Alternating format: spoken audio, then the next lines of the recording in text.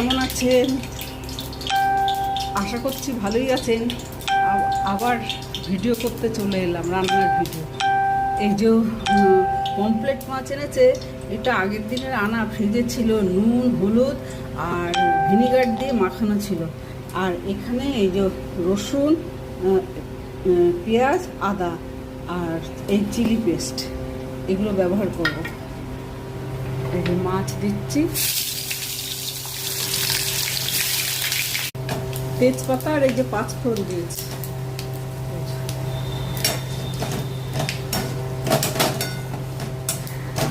এবার পেঁয়াজ রসুন আদাটা এই দেবো, এগুলো সব কুচি করা হয়েছে।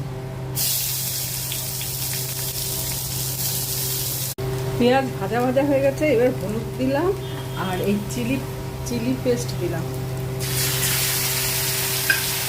আমরা ঝাল কম খাই তো, একটু সাবধানে, যদি পরে যদি লাগে আর একটু দেব। এবার জল ঢেলে দিলাম।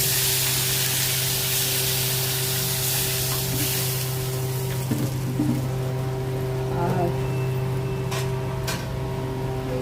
এখানে ভাজা মশলা আছে, ভাজা মশলাতে আছে জিরে, ধনে, গোলমরিচ, শুকনো লঙ্কা, তেজপাতা, এসব গুঁড়ো আছে।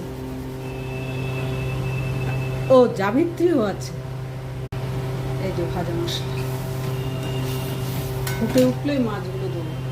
ঝোল ফুটে ওঠার পরে এই যে মাছগুলো দিয়ে দিয়েছি। এবার এটা দিয়ে এবার একটু এই গরম মশলা দেবো,